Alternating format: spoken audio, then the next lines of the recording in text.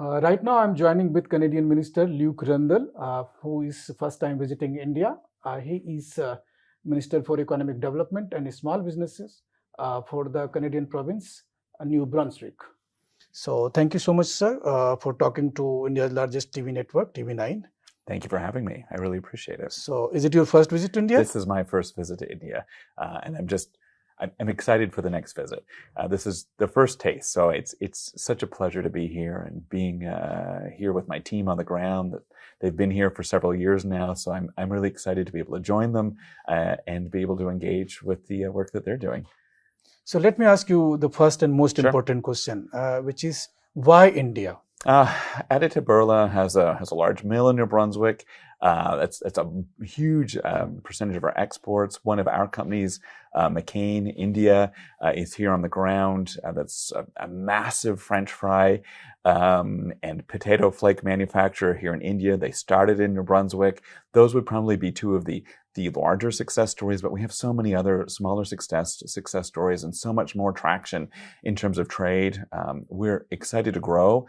I'm here to bring investment, but also to attract investment. We've been seeing a lot of back and forth between India and New Brunswick, and there's so many advantages on the ground. I'm sure that when your viewers visit New Brunswick, they'll understand why we've had such a success and why we want to grow it more. So what kind of opportunity you are looking from India, and then you can offer some opportunity for India? Sure. So I think ICT Group would be a good example of a recent success. So they were able to leverage New Brunswick as a lower cost alternative to be able to reach an entire North American market.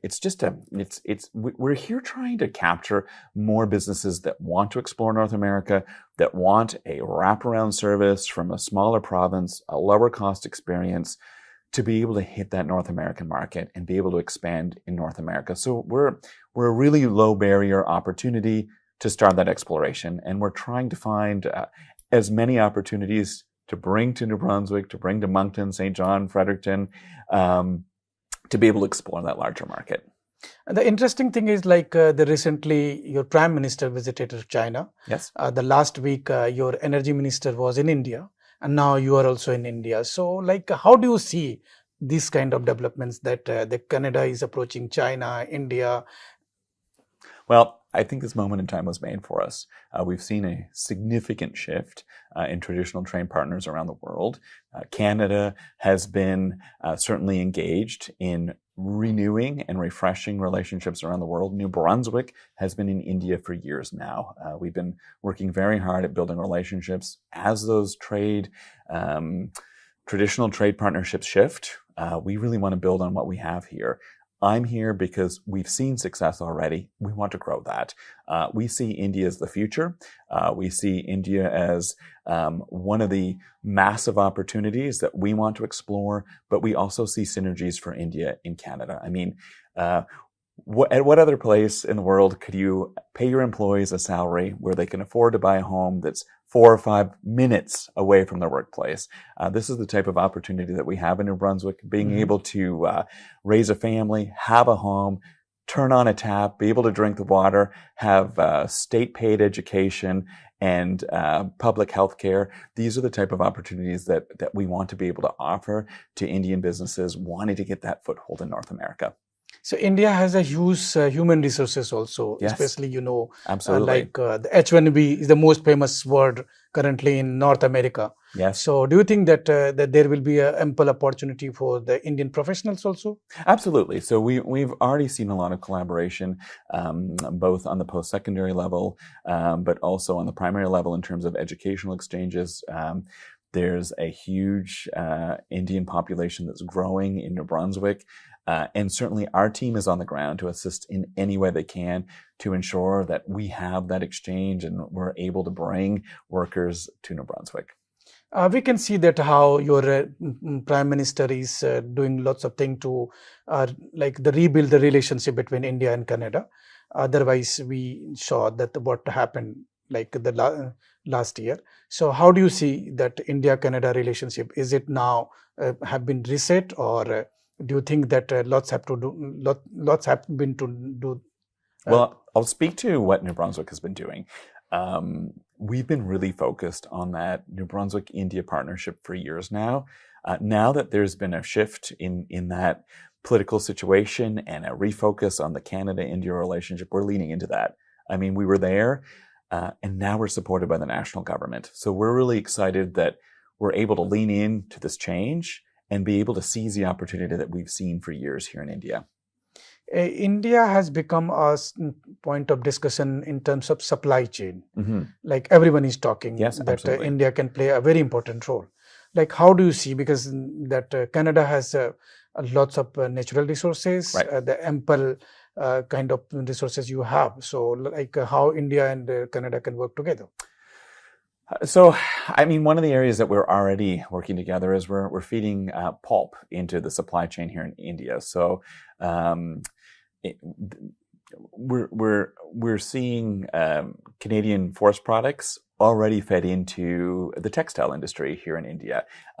Similarly, we're seeing McCain take their products and feed it into the supply chain in India. So it's already happening. We're also seeing that around services.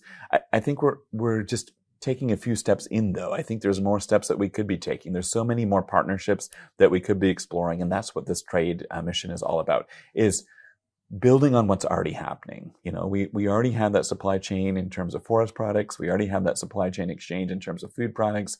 We already are seeing that supply chain sharing in terms of services and ICT. We want to really drive that exchange. We have New Brunswick companies that are feeding into the Indian supply chain. I think of Greystone. They're feeding sensors into the building supply chain here in India. So I think there's just so many opportunities on both sides. It's not just India feeding into the Canadian supply chain, it's also the vice versa. And I think there's massive opportunities to explore that. And we've already started to set that tone. So I'm excited to see where we can go. So other than Delhi, you have planned to visit some other country? Absolutely. I'll be off to Bangalore here in just a few days. We have a presence there as well. Mm-hmm. And we've had a presence there for several years now. So I'm excited to be able to explore Bangalore as well. Since you are coming from Canada as an Indian, like when we both of us are talking, then obviously like there will be a discussion about your neighbor. Right? Of course. The interesting neighbor you have right now is the President Trump. Yes. And Mm-hmm. the kind of statement he is making about Canada, sometime he is declaring that Canada will be 51st state. Sometime his senior officials are meeting with some separatist group of Alberta. So how do you see as a Canadian politician? Sure. As a Canadian politician, I mean, our province is the most export dependent province in Canada. Most of our exports go to the United States. So certainly we're hearing that conversation. We've been seeing that America is less open to trade. So I see that as an opportunity. I see that as an opportunity for us to look to other markets and to look at growing markets. India is one of those markets.